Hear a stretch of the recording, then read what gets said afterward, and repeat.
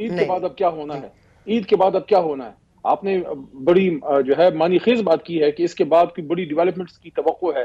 میں سمجھتا ہوں عید کے بعد سینٹی پریویل کرنی چاہیے، جس کا حق ہے اس کو ملنا چاہیے. اس ملک کے عوام کا بھی حق ہے کہ وہ تھوڑا ذہنی سکون کے ساتھ زندگی گزار سکیں. انہوں نے گناہ نہیں کر دیا کہ پاکستان میں پیدا ہو گئے ہیں کہ یہاں اقتدار کی جنگ جو ہے وہ ختم ہی نہیں ہوتی.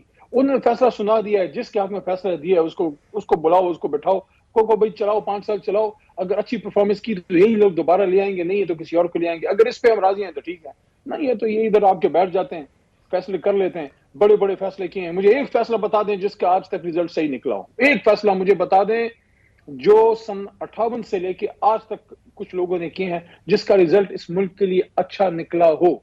نہیں، میں سمجھتی ہوں کہ کوئی بھی حکومت آپ کو بھی پتا ہے اتنے 114 116 دن کا دھرنا تو عمران خان صاحب نے بھی دیا تھا، اور مطلب اس سے بھی حکومت تو نہیں گئی تھی، مگر حکومتیں اس طرح جاتی بھی نہیں اور جانی چاہیے بھی نہیں. اب آپ جتنا مرضی عدم اعتماد کے ووٹ کو ہم جہاں سے بھی مرضی جوڑنا چاہیں، ہے تو ایک پارلیمنٹری طریقہ اور اسی طرح سے آیا اور اس طرح سے ہوا. جو بھی آپ نے کرنا ہے وہ پارلیمانی طریقے سے ہی کرنا پڑے گا. سڑکوں پہ آپ ظاہر ہے ایک پریشر بلڈ کر سکتے ہیں، لیکن اس سے مخصوص نتائج آپ نہیں حاصل کر سکتے. یہ تو آپ کو بھی ماننا پڑے گا علی محمد خان صاحب. لیکن میں یہ کہہ رہی ہوں کہ بدترین جو ضیاء کا دور تھا، جو ایک مارشل لاء کا دور تھا، اس میں بھی آپ کا سینٹ ہاؤس فل تھا، آپ کا فل ہاؤس تھا. اب یہ ہم ایک ڈیموکریسی میں ہیں، نام نہاد ڈیموکریسی میں، جہاں پہ 11 سینیٹرز کے بھی انتخابات اب نہیں ہوئے ہیں، جس کی وجہ سے ڈیپیوٹی چیئرمین اور چیئرمین سینٹ کا انتخاب نہیں ہو پائے گا کیونکہ ہاؤس فل نہیں ہے.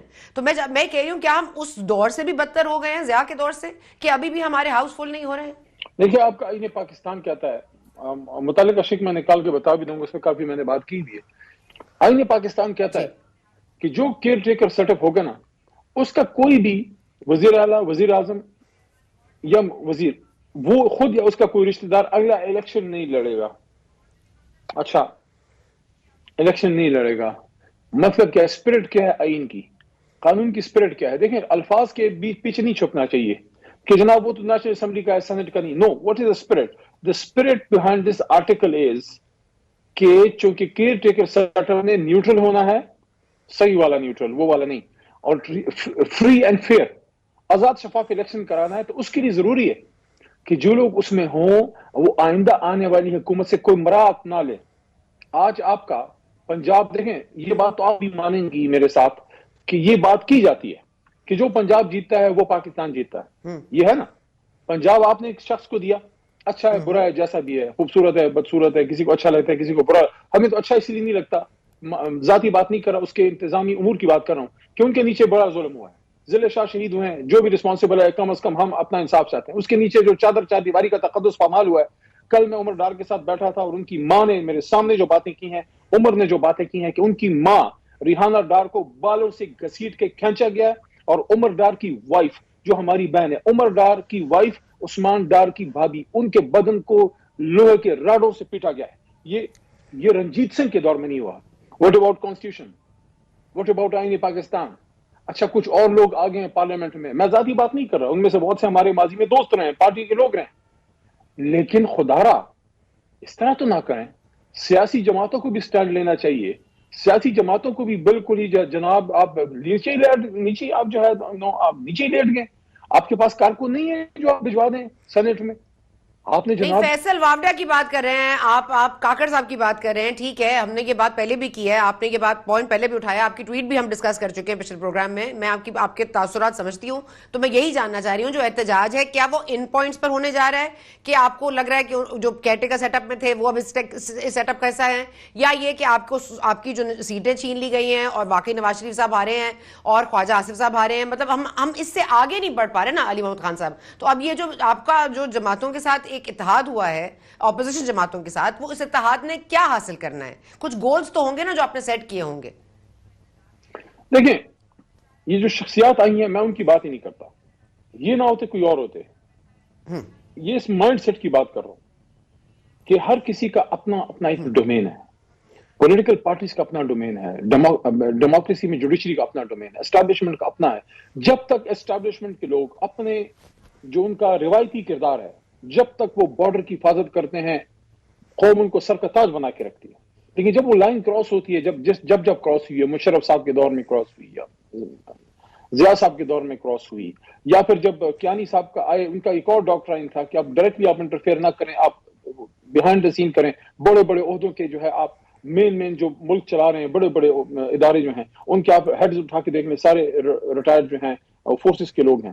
کیا لیکن سر معذرت کے ساتھ علی محمد خان صاحب, آپ برا منائیں گے اس بات کو, لیکن یہ بات آپ کے خان صاحب خود کر چکے ہیں کہ میرے لیے کرتے تھے, ISL آ کے میرے لیے ووٹ پورے کرتے تھے, بندے پورے کرتے تھے. مطلب یہ آپ نے تو منہ پہ خون لگا دیا ہے نا ان کو. یہ سیاست کی روش تو آپ نے بھی یہی اپنائی ہے. اگر آپ یہ کہتے ہیں تو آپ بھی اس میں پورے کے پورے اس میں آپ بھی ملوث پائے جائیں گے نا, آپ بھی اس میں گنہگار تو آپ بھی ہیں.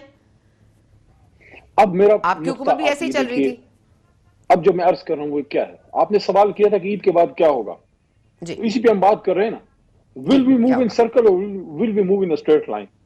جو ملک ہم سے ٹوٹ کے چلا گیا, آپ کو میں بتا دوں پاکستان بنانے میں مغربی پاکستان سے زیادہ مشرقی پاکستان کا کردار ہے, جس کو ایسٹ پاکستان کہتے ہیں, جس کو بنگلہ دیش کہتے ہیں, وہ ہم سے چلا گیا.